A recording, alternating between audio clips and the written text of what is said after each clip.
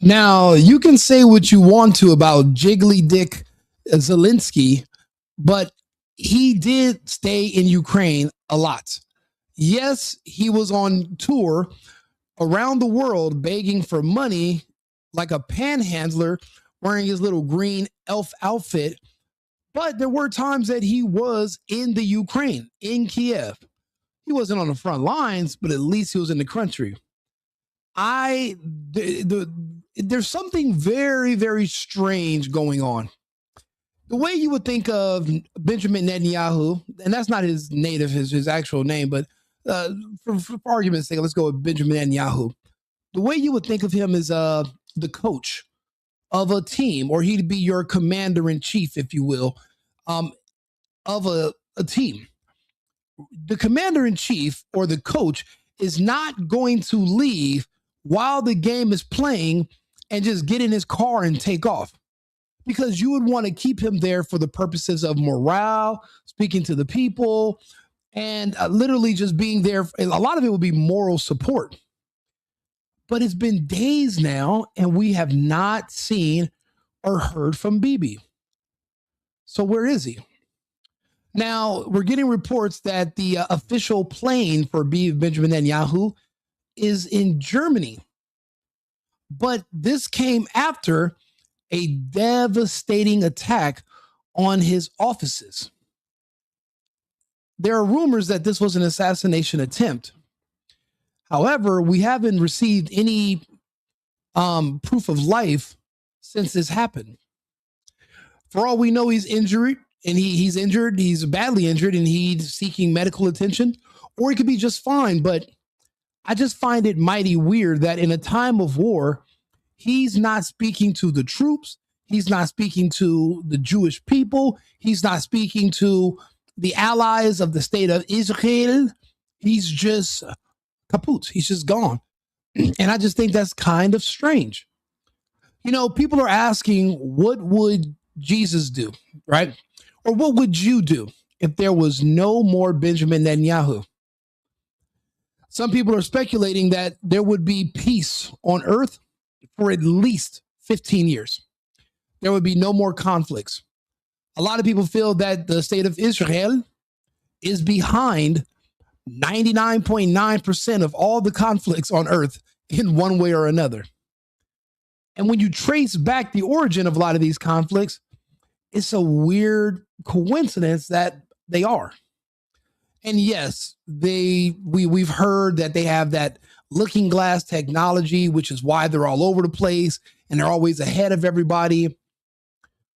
But if the head of the snake was cut off and there was no more Benjamin Netanyahu, would the U.S. finally be free? Because we're not free anymore. Our sovereignty has been handed over to the Zionists. They control our military. That means they control our money. It's costing us billions per day to shoot down drones that cost 20,000. And we're not really doing a good job, and we're running up. We're actually trying to buy stuff from the Ukraine, even though we gave them all this money.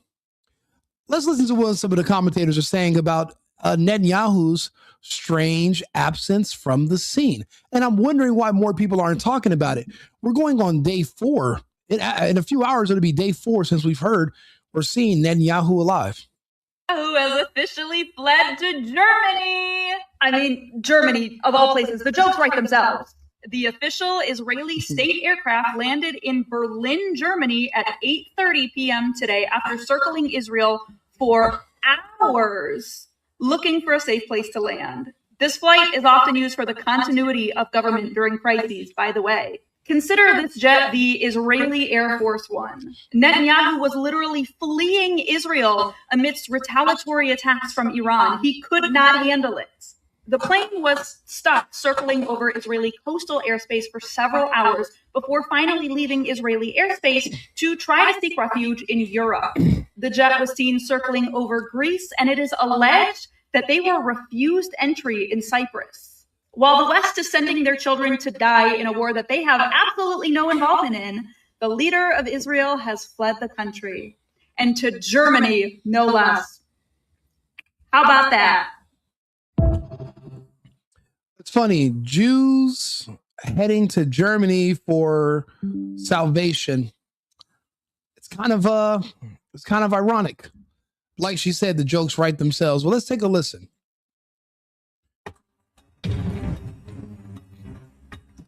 A missile claim, an assassination insinuation, and a social media storm. Iran's Islamic Revolutionary Guard Corps has announced that it struck the office of Israeli Prime Minister Benjamin Netanyahu. Now, they said they struck his offices, but they haven't been able to, obviously they don't have anyone on the ground, so we're in the fog of war. They can't confirm if Netanyahu was killed or injured, but they did for sure hit his offices. And what if he just happened to be there? I know one thing. I know for sure his son and his wife are in Miami, but he's not there. We haven't seen him since the strike, and he's not doing any media to kind of give further reassurance to the Israeli people. Because remember, he's doing all this so he can stay out of jail. As soon as the war and the conflicts are all over, he's going to prison for corruption. I mean, Israel has a history of locking up his politicians, but as long as there's conflict, he's able to stay out of prison. But now he's magically gone from the scene. And we're just wondering when he's going to pop back up and what's he going to say. But it's just weird. Why aren't you talking to your people every single? We've seen Trump every day, but not just Trump. We see the staff. We see, we see fucking Hegseth. We see Rubio. We see the Pam Bond. We see everybody every single day. That's what transparency looks like. That's what leadership looks like. But why? But we're supposed to be fighting this war with Israel against Iran, right? So where's Iran's leader? Where's their great leader? Where's Benjamin Netanyahu? Where's BIBI? Such a weird situation. During what it called the 10th wave of attacks, it went further, suggesting Netanyahu's fate was uncertain. Within hours, confusion swept online platforms, with some users questioning his whereabouts. Iran's Islamic Revolutionary Guard Corps claimed that during its 10th wave of missile strikes, it targeted the office of the Israeli Prime Minister. Let me guess, you think Israel and the United States are the only ones that have spies? You think these are the only two countries with money? You don't think another country has enough money to pay someone around you who wants to be you to tell them where you are and when you are there? You thought it was a one-way street. You thought they stopped making weapons after they made yours. No one else has them. No one else has any money. No one else can afford spies. No one else has people plotting on them the way you have people plotting on their leadership. You thought you were special. You thought you were the only one. So if the Iranians have spies in Israel who detest Netanyahu, many people do, and they are giving them up-to-date information on where you are, even if you're moving around between bunkers and you're pretty inconspicuous, if there's somebody who can tell them where you're going to be, and it's with some accuracy, they could hit you if you're only there for 5 minutes. All it takes is time for the rockets to land. And what if a spy told the Iranians where BIBI was going to be and say he's injured? Because the only hospitals, there's other places Netanyahu could have went besides Germany. But Germany is where you're going to have the closest sophisticated American grade hospitals. You're going to find those in Ramstein. You're going to find them in Kaiserslautern because that's where the American military bases are. They said he tried to go to Cyprus. They declined him to go there. But there's other countries he could have went to. That's where Germany's where you go for medical attention. I only know this because the American soldiers that were injured in Afghanistan, they were not allowed to go for surgery 30 minutes away in Tel Aviv. You had to fly them 8 hours away to Ramstein because the Israelis wouldn't let American military come there for treatment. That's how I know about Germany. Also, I used to live in Germany. I'm pretty much German, so I understand the quality of cares and hospitals we have there. That's our main evacuation point for our soldiers that are injured. That's why I said, what if Netanyahu's just, maybe he's injured or maybe he's sick or something? I'm not going to say he's dead because he could pop up on TV tomorrow. People are like, oh, Rico, you said. I'm not saying that. I said it's just weird that the commander in chief, the coach, is missing from the game. Third quarter, you're down by 6. You got free throws coming up, and then your coach just disappears and doesn't say anything, just walks away, just leaves the team on the field. There's the coach, the main inspiration, the figurehead of your team. He's your coach, your mascot, the team captain, the owner, and he just bugs out. It just seems very weird and very inconvenient. That's all I'm saying. In a statement released by IRGC Public Relations, the group said the office of the criminal Israeli PM, Netanyahu, and the location of the Israeli Air Force commander were struck in targeted and surprise attacks using K-bar Shakan ballistic missiles. The IRGC added that the 10th wave focused on Israel's government complex and that further details would be announced later. Most dramatically, the statement assessed that Netanyahu's fate was uncertain. That line triggered immediate speculation online. Within minutes of the IRGC claim, social media platforms were flooded with posts asking, "Where is Netanyahu?" Some users alleged that Israel had sent its president to Beit Shemesh instead of allowing Netanyahu's planned visit, fueling speculation of a possible security threat. But the narrative gained traction because it followed the IRGC's public suggestion of a possible strike on the Prime Minister's office. In high-intensity conflicts, information gaps are quickly filled by viral claims. Amid the storm, Prime Minister Netanyahu appeared publicly on Monday. He visited a site hit by an Iranian missile a day earlier, a strike that killed 9 people. Standing at the location, Netanyahu drew a sharp contrast between Israel and Tehran. This is the 3rd day of the Operation Roaring Lion, the operation the Israeli army, the state of... By the way, this is the last time anyone's seen or heard from him alive. This was on the 2nd of March. Right now, we are on the 6th of March. 4 days. Israel set out to, with our great friends, the United States of America and President Trump, to thwart existential threats to Israel and great threats to America and the entire world. When I stand here in a place that was bombarded by the terrorists in Tehran against innocent civilians, you see the difference. The tyrants of Tehran target civilians. We target the tyrants of Tehran to protect civilians. I've said for many years, those little girls that were killed in Tehran, pretty sure they weren't tyrants. That they threaten not only Israel, not only America. They chant death to Israel, death to America. That's their ultimate target. But I said that they would also target those in... Yeah, the question is, why are they screaming that? I wonder. Between, that they would target Europe. They did.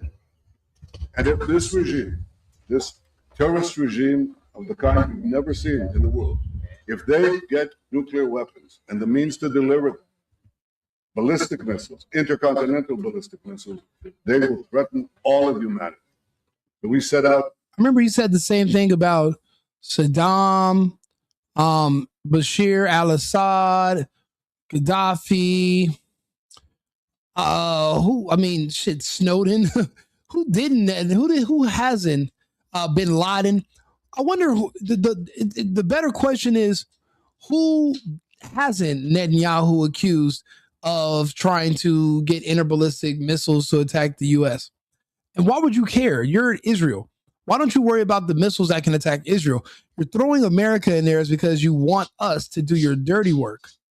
You don't want to handle your own candle. And unfortunately, it's been working, but it doesn't work on the people. It just works on our officials. And that's how we know which officials to no longer support. To protect ourselves. but in so doing, we protect many others. And I want to say special thanks to our great friend and a great leader of the world, Donald Trump, for joining us in this crucial effort to save the world. Blah, blah, blah. Down over Israel during a fresh Iranian ballistic missile barrage. The glowing streaks, nearly 24 visible in some videos, raised fears that cluster submunitions had been deployed mid-air. While it has not been confirmed whether the falling objects were cluster bomblets or debris from intercepted missiles, the Israeli military has previously acknowledged that Iran has fired ballistic missiles equipped with cluster warheads.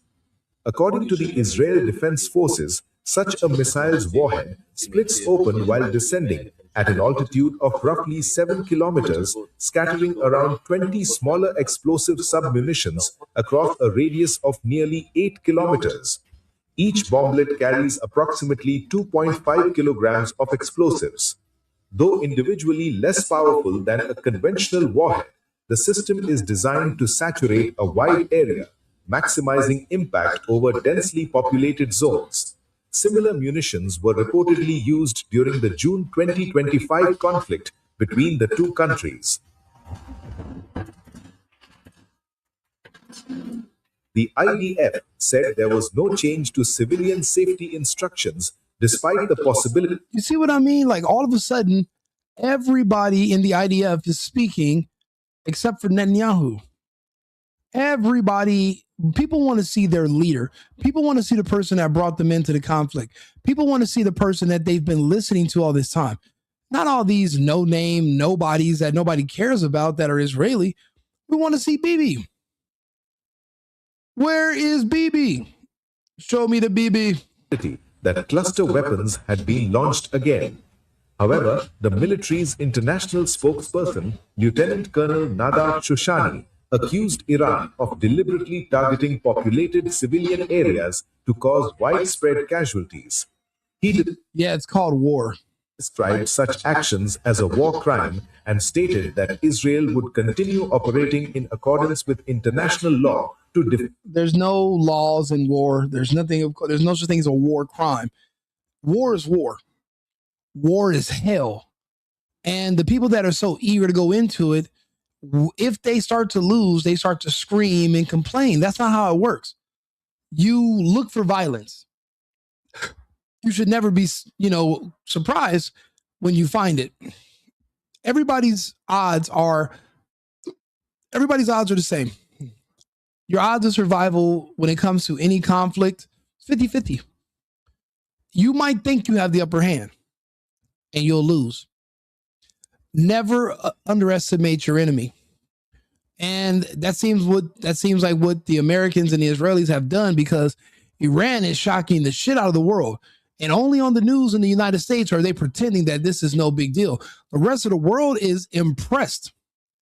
I'll be honest, if the rest of the world starts to ask Iran to be their leader, and Iran for guidance, and Iran for tips, because the whole world is only working or dealing with the United States out of fear. All of NATO fears the U.S. We saw that when it came to relations to Greenland. They're scared of us. But what if there was somebody brave enough to fight back the bully?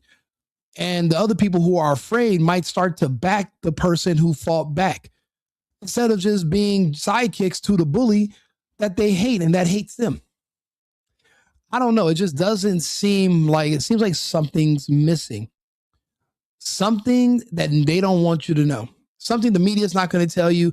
The mainstream news is not talking about this. Just like all the other stories, I'm usually about 2 or 3 days ahead of everyone. That's why I have an audience. That's why people are talking to me. That's why my shows are doing better. So just keep an eye out for BIBI. Let me know if you see him. But let's start making plans on what we're going to do after BIBI. Once BIBI's no longer a factor, what kind of world do we want to live in? What do we want to see happen if we don't have any more Israel forcing fights and conflicts and causing strife all over the world? If that's done with, what's the next step for the world? Let's start to think about that ahead of time, because as far as we know, BIBI might not survive this whole situation. he might be on his last leg. Here in the middle of Israel, in the middle of Israeli population, innocent people that live here peacefully. What are cluster munitions? Cluster to detonate. Why use of such weapons has added another dangerous.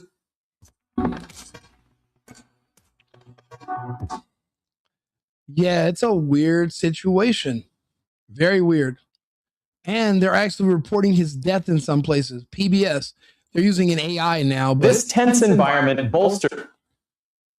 We speak, Iran's Revolutionary Guard announces it executed a targeted ballistic missile operation against Benjamin Netanyahu's Central Command in Jerusalem.